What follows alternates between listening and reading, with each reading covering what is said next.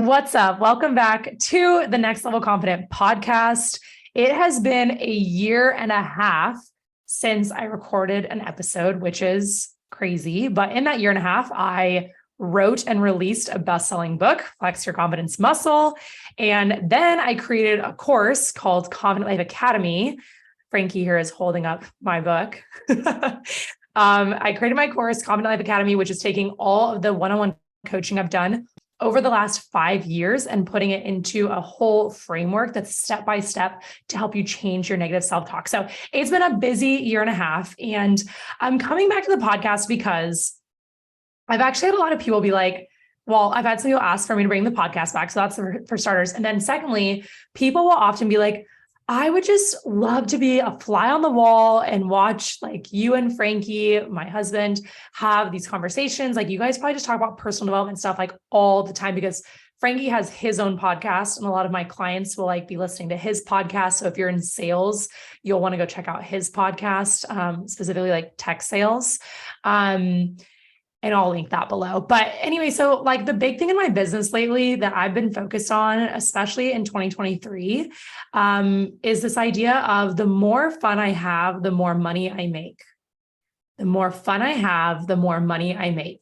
And I took this from a gal that I follow on Instagram called Rebel Nutrition. And she has that on her vision board. And then I saw it and I was like, oh, I am putting that on my vision board. And so right now, what I'm doing in my business, obviously I'm adding as much value as possible to everyone that, I want to give you all as much value in your life as possible in all things confidence, personal development, mindset, money mindset, all that good stuff. And at the same time, for me, I'm really looking to have more fun in my life. And so because of that, Frankie and I decided, let's do some podcasts together. Like we wanted to do something together. We haven't known exactly what that looks like. But we're not putting a lot of pressure on this. So there's no guarantees around how long this will be going on. It could be this one episode. It could be 30 episodes. We have no idea. But without further ado, let's welcome Frankie Vignon, my amazing husband, to the podcast. Thanks for having me. Oh, no. It was a long commute to come to your office.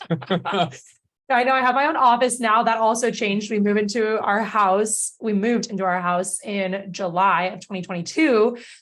We got to buy a beautiful house here in San Diego, which is like such a blessing. So much happened since I stopped my podcast. It's not like you weren't working or making moves or taking territory.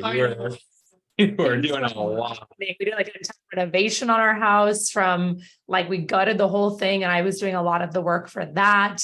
It's been a journey, but it's been really good. It's been awesome. I'm proud of you. You've done a lot of great work, and a lot of women and men have benefited from what you do. And I am your biggest cheerleader and supporter. And I want everybody to hear about the amazing work you do. Thank you. I love you. I love you. And I think this podcast is going to go the distance. We're in a good spot. Distance. I'm calling it. What's the song? She's going the distance. She's going for speed. Who sings that song? I have literally no idea. So let's add value to these people's lives as much as I'm sure you want to hear about our lives. Not that exciting. Yeah. No, we have exciting lives, but you want to be thinking about your own life. So that's why we're here, is to talk about your life. And in this episode, we wanted to talk about some of the things that we've learned around money mindset and finding the balance between having an abundance mindset when it comes to finances while also being like strategic and practical to an extent too. So Frankie, what are some of the first things that you want to say on that? I think we can share part of our story if that would be helpful. So when Janelle and I got married, did we have debt? I forgot. Yes. Okay. Yeah, we both had debt. Yes. Okay. It's all coming back to me because I had quit my corporate job and I started my own business, and I was paying a bunch of coaches and putting a lot of money on credit cards and things like that. And you didn't have that much debt. Yeah, I think I had like $5,000 of debt, which was from a coach that I hired for my business. Yeah. So because of that, the long story short is that we did the Dave Ramsey program when we were living in Denver. Mm-hmm. And we had this amazing leader, Stephanie. Yeah. Stephanie. She's awesome. Yeah, Stephanie. And she was super encouraging. And the Dave Ramsey program is basically, I think it's like a 12-week program. You meet in person or on Zoom, and give you all these different online courses that you have to watch like an hour before. Then you go and meet with people in person and get really accountable. And it's good. And it's an amazing foundation. And we went through it. And because of that, we got out of a significant amount of debt within 6 months. Yeah, I think it was like 6 months? 33,000 or something. I remember I did a post on it, and I remember I think that your family wasn't super pumped on me posting that publicly. And I was like, well, we live a pretty public life.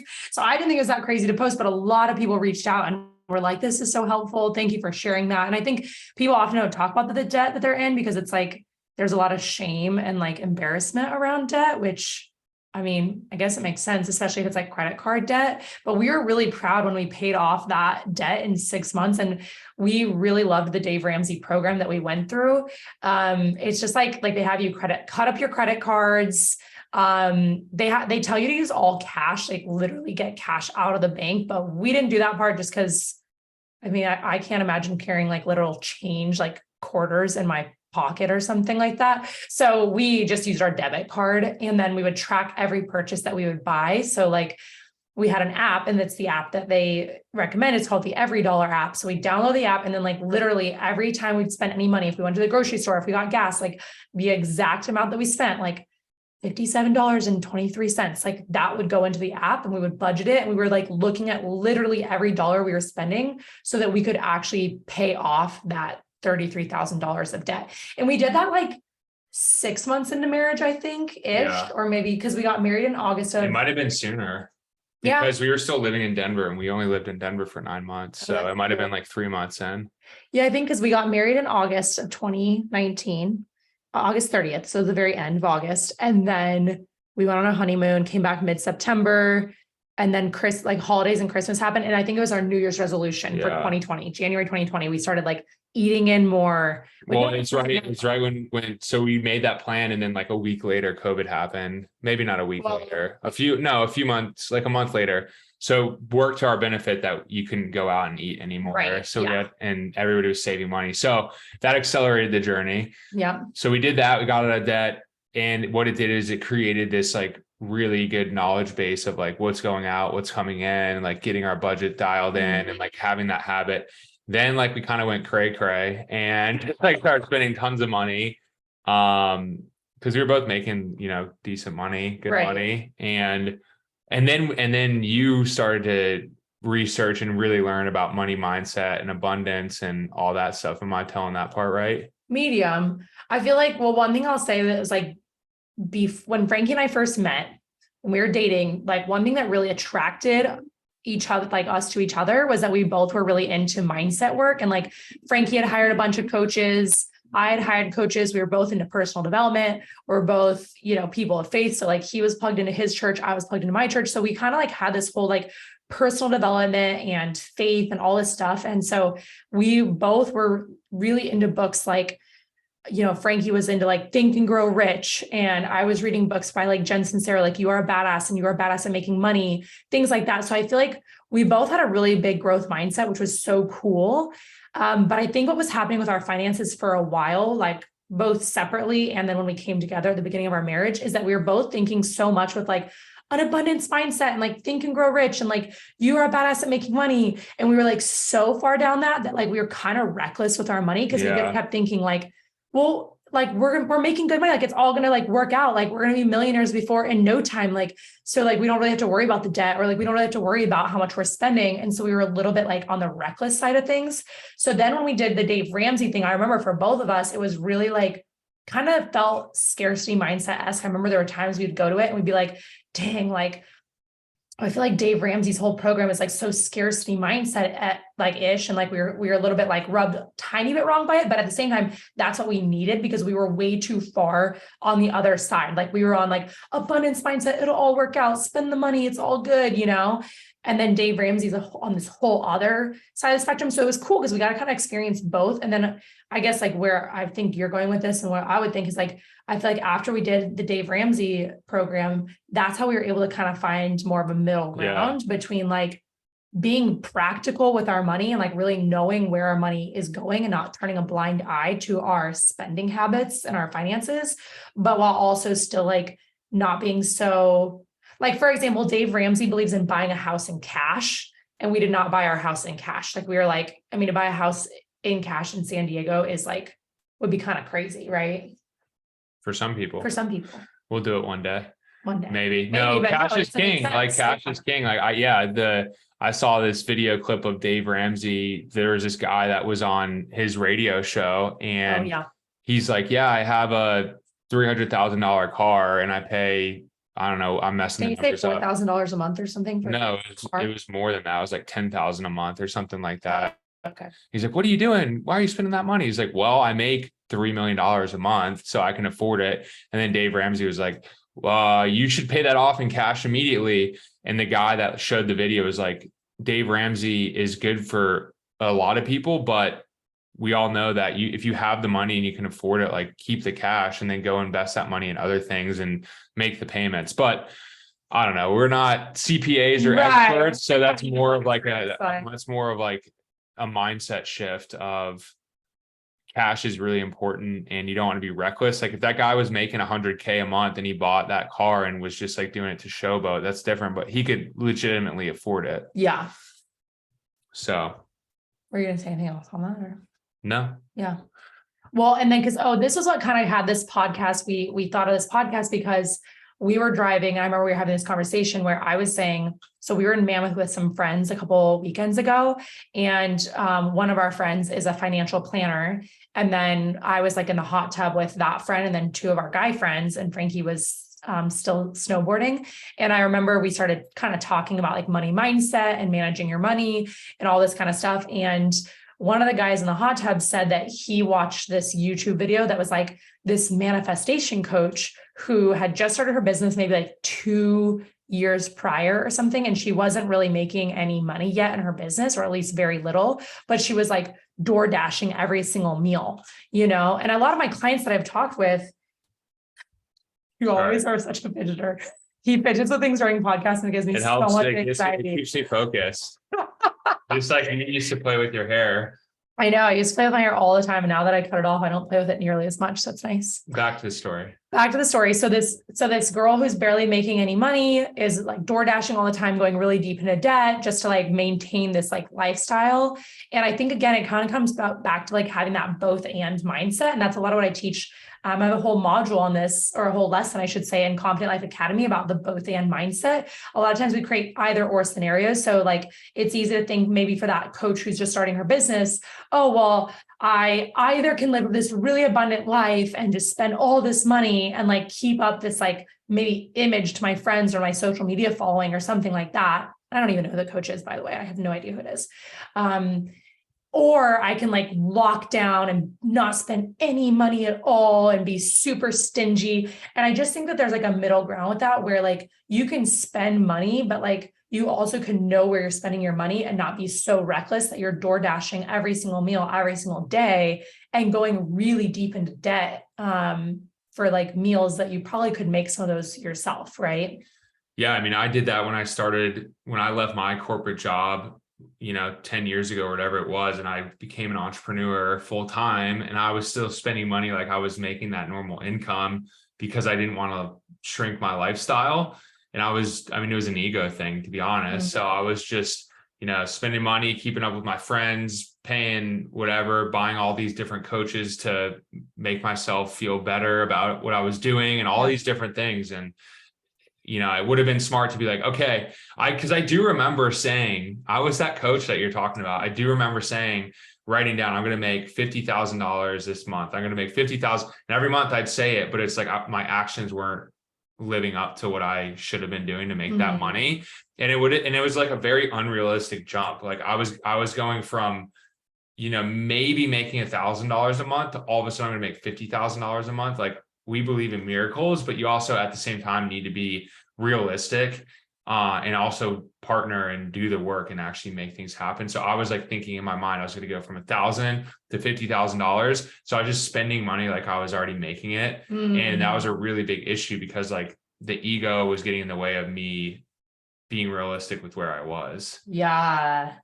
I love that you share that. Thanks for being vulnerable. Yeah. I mean, I had so much anxiety and so much non-peace about it that I was just doing it because I thought that in order to be quote unquote successful, you have to be an entrepreneur, and that's the only way to be successful. And that's not true. Like there's many forms of success. Like I'm in sales again at a company and I love what I do, and I do other things too.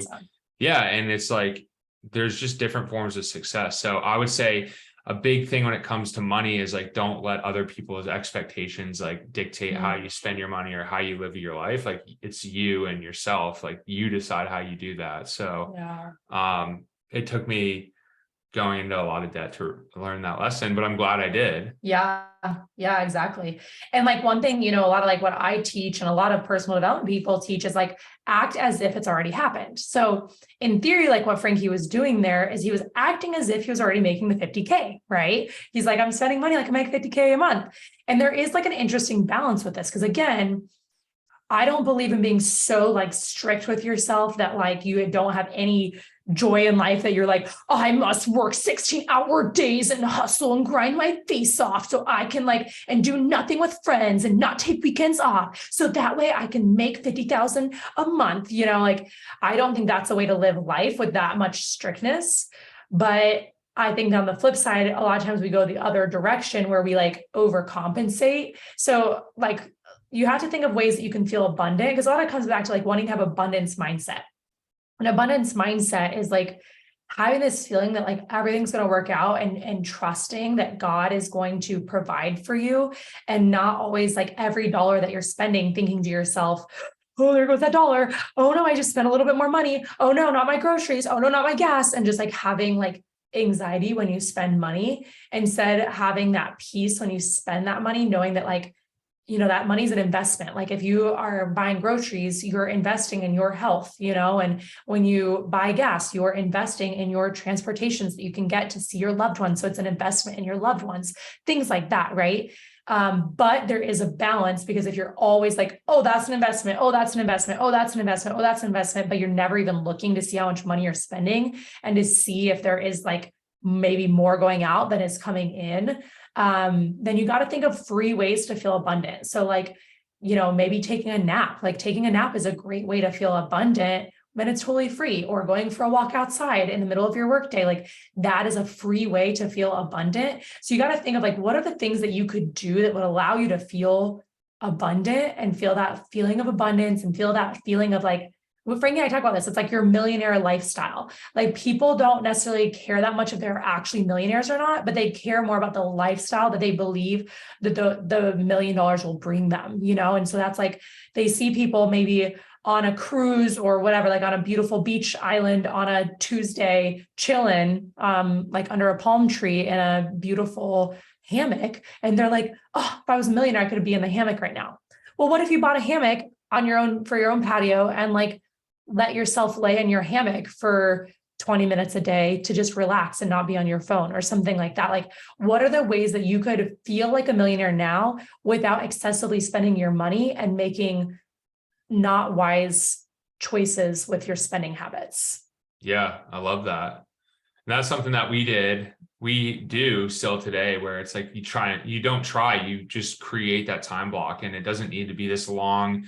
Like I need to take a month off to be a millionaire. It's like I could take a 30-minute break to sit in a hammock and like do nothing, or I could go to a local spot and just hang out and have a good time for a little bit of time, whatever it looks like to you. Yeah. And then also it's like, who do you need to become? I think that's one thing that you were just talking about. And that includes the habits that you create, like you mentioned. So going and taking those breaks or taking that rest, whatever gives you the joy, the fun. Like that's why we're doing this podcast. Like that's why you didn't do this last year and a half, because you wanted to like go and figure out what gave you joy, what brought you fun.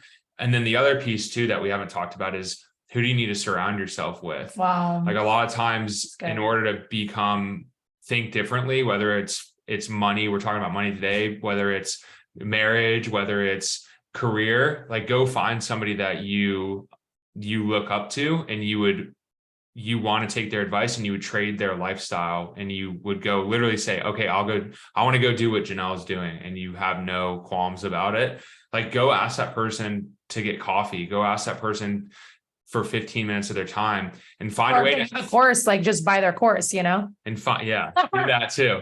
and find a way to add value to them.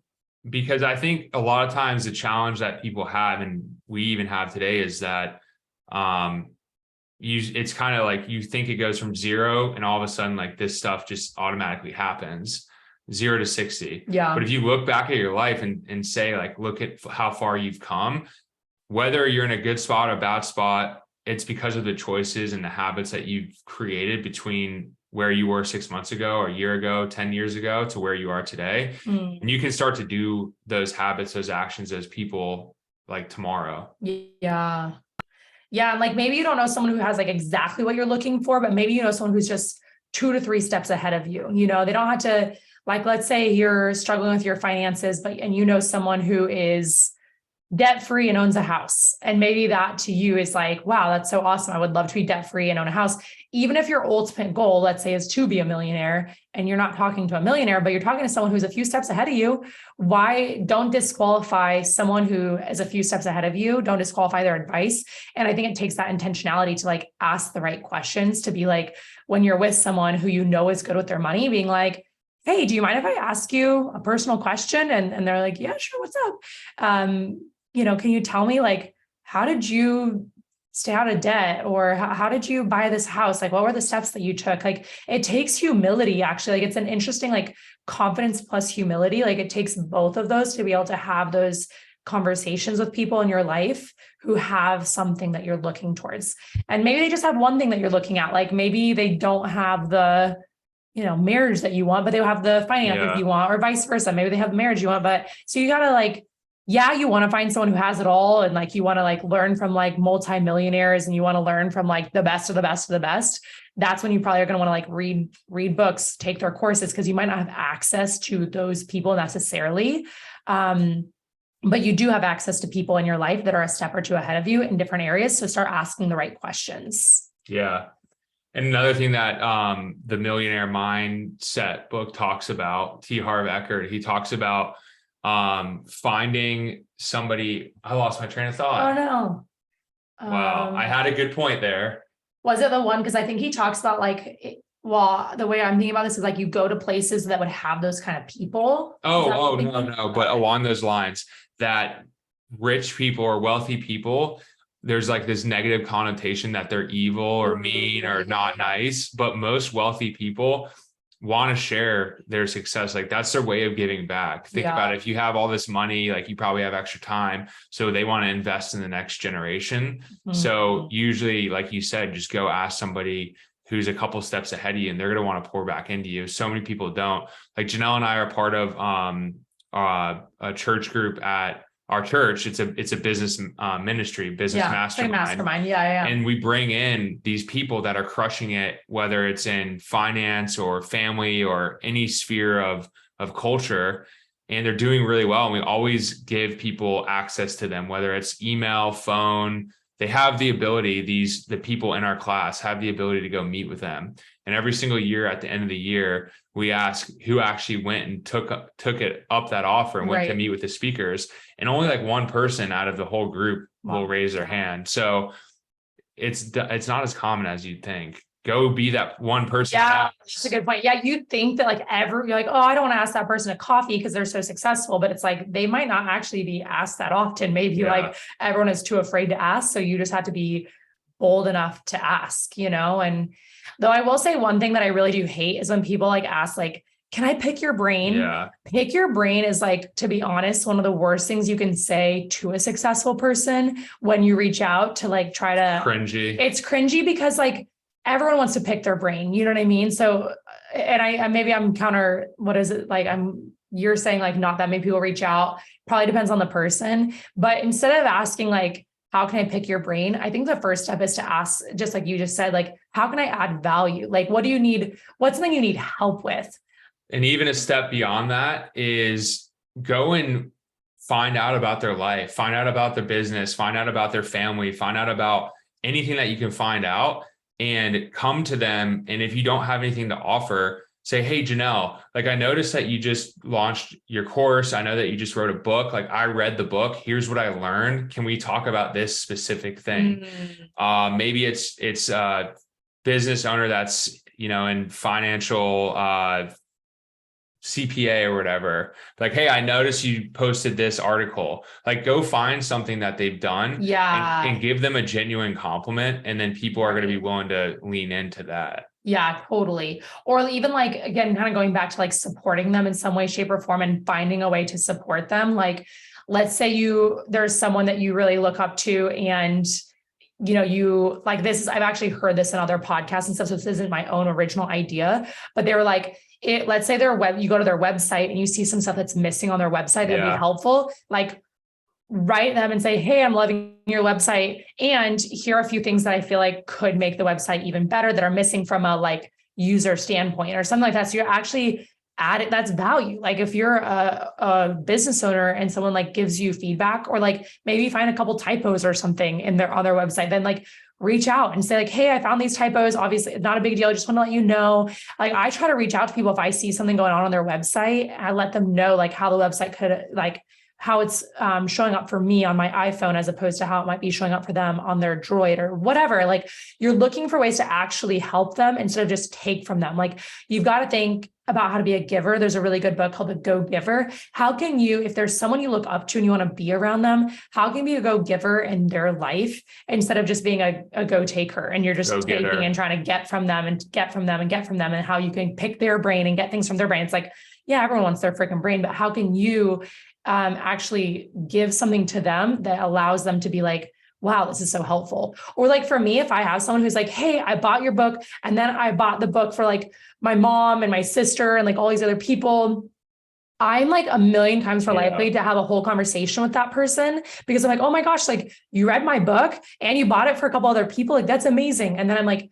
that catches my attention. Whereas if someone just reaches out and is like, hey, can I pick your brain for coffee? I'm like, well, have you read my book yet? Have you done the course? Like, what, do some of the homework first before just reaching out and trying to pick someone's brain. So I don't know, that's kind of a random aside, but no, it makes sense. And then while you're talking like ways to add value or even make money, it's like everybody has their own unique gifts and their own talents that they've been given. And a lot of times people underplay like how valuable it is to society. So like, think about, what do you get asked to do, or what could you talk about for hours, or what advice do you give people all the time? And like, go find ways to, monetize that, or like you said, add value to people you look up to.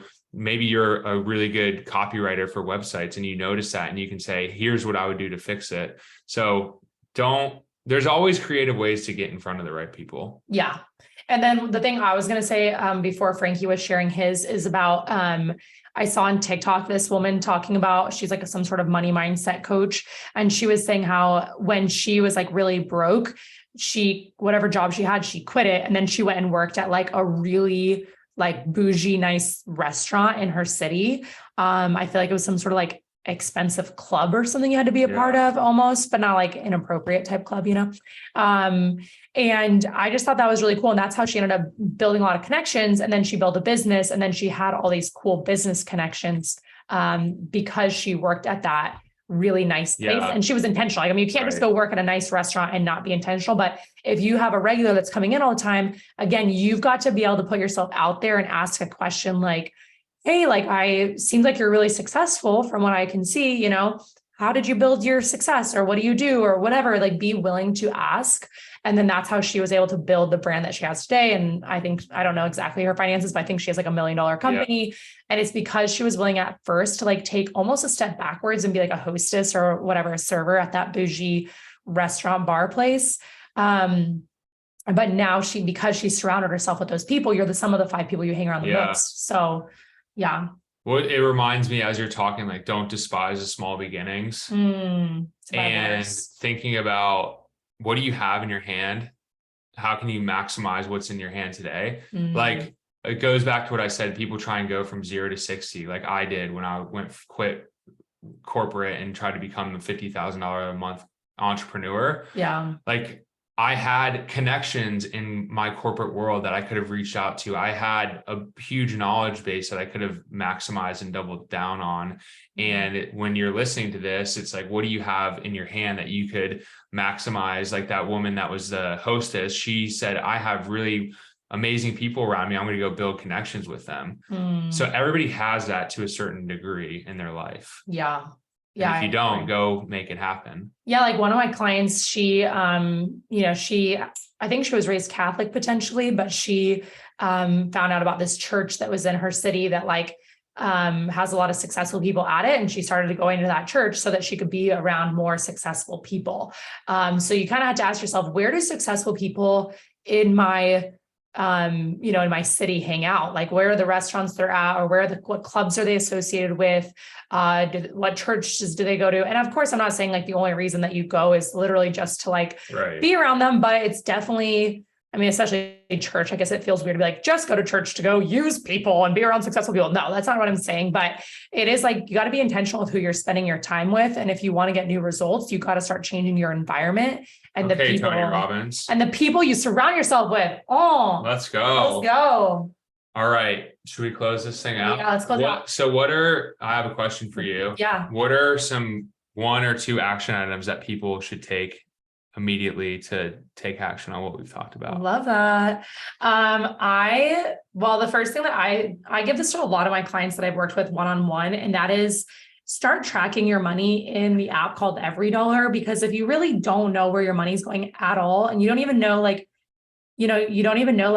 what auto drafts are coming out of your bank account, you don't even know what subscriptions you have that might be running from months or years ago, you might be losing money just, to random stupid things. And, not to throw you under the bus, but I remember when we first were dating, I asked you, where do you keep a list of like all of your auto withdrawals, your renewals, subscriptions? And you're like, my bank statement. You're like, I don't. That's where I keep it. And then he sat down, and then I remember being like, you got to sit down and like know what's coming out, because even his roommates would kind of throw him under the bus and be like, yeah, Frankie gets so many random packages all the time, like his Harry's razors and stuff like that. And they're like, he has like 100 Harry's razors at this point. I'm like, well, why don't you cancel subscription? So that way, like, you don't keep getting more Harry's razors, And so I remember you sat down, like, what I loved is that I brought that up, and then you took the advice and you did it. And I remember you came to me and you were like, no, I just canceled all this stuff. And I'm saving like, I don't remember how much it was, maybe like 100 extra bucks a month or something. And you were all excited because you like knew where your money was going. So I think there's just a lot of fear around looking at the bank statements, a lot of fear of like looking at the bank accounts, but I can tell you there's going to be freedom in looking at it. And I think one of the best ways to do that is to use the Every Dollar app. I've used a lot of different like money apps like Mint and I don't know, all these different ones. And I always found them to be so confusing, but the Every Dollar app is like clean, it's seamless. It just feels like so user-friendly and it is like, I don't know, very easy to use. And that's what I like. And so I would say download that app and start to know where your money is going first and foremost. And then, and I'm going to ask you any of your takeaways, but my second thing would be know where you are going. You still want to have a vision for your life and you want to have a vision for where you're headed. That's why there's so much of Confident Life Academy is about your vision for your life. And that's why I teach vision so much, because you've got to know where you're headed. It's just like a GPS, like you got to know where your destination is in order for your car to start driving towards it. So it's not enough to just be tracking your money. That's not even a strong enough why. If you want to have a strong why to track your money, you got to know what your goals are. Like, do you want real estate? Is it saving so you have a better 401k? Is it like, what are the things you're going to do because of your better money management? And when you have a strong vision and you have a strong why, then the little tiny day-to-day habits of like using an app that's helping you track your money, it's going to help drive you towards that why so much more clearly. And you're going to like actually do it, because if you don't have a strong why, you won't do it. Your beliefs lead to your thoughts lead to your actions lead to your results. So your beliefs and thoughts need to be aligning with why you're using the Every Dollar app and why you want to be better with your finances. Yeah. Have a goal. And our goal was to get out of debt and then eventually buy a house and move to California and all these things that we did. So we had a lot of strong whys. So I was going to say, people are motivated in different ways. I used to think, until this could probably be a whole nother podcast, but like different ways that you're motivated or different ways that you hit goals. The 4 tendencies. Yeah. I don't know them all off the top of my head. What are they? I don't know the 4 tendencies, but it's by a woman named Gretchen something. And you can Google the 4 tendencies. I think she has like a book and everything. Anyway. So to sum it up and look it up, if you want more details, there's basically 4 different ways to get motivated to achieve your goals. Yeah. And I just know kind of like the two buckets. One is getting around and being around other people to be accountable. And another one is kind of like more of the self-starter, like they can do it on their own. Yeah, it's like external. Do you need external motivation, Yeah. or are you really internally motivated? So like Janelle, for example, can set a goal and she'll write her 30-day habit tracker on the refrigerator and she'll go check that thing off every single day. For me, I'm like, I want to be around other people. I want to have a check-in call every single day and say, this is what we're doing. Like, that's why I like going to CrossFit gyms or like doing triathlons with people that are in my community that I can like be accountable. Be like, hey, I'm going to see you at the pool at 6 a.m. versus going and saying, I'm going to do it alone. Yeah. Like, cause I couldn't understand why he didn't like, I'm like, why don't you just do some at-home workouts like during COVID or something like that? Hate at-home workouts. It's like, I'm supposed to be motivated for an at-home workout. I'm like, just crush it. Like, and I can just like do a workout at home and crush it. Cause I'm like, it's like my motivation comes from just like within me. Whereas Frankie, a lot of your motivation comes from like the energy of other people. So, and not one is right or wrong. It's just different. And so you have to know like your version of motivation. Yeah. And that's going to help you with your goals. So identify whether you're internally or externally motivated and get accountable or write your goals down somewhere like Janelle said and have that vision and then make a deadline and start working towards it. So I would say just like more of a tactical way to make that vision a reality. Yeah.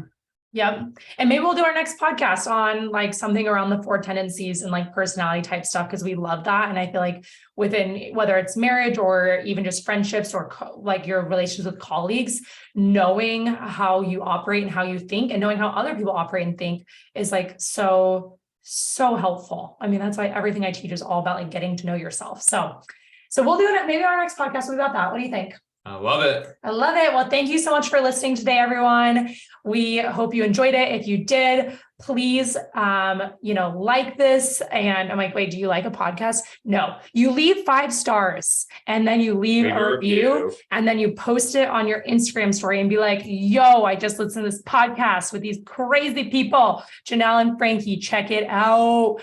We love you guys. Have a beautiful rest of your day and catch you soon. Mwah.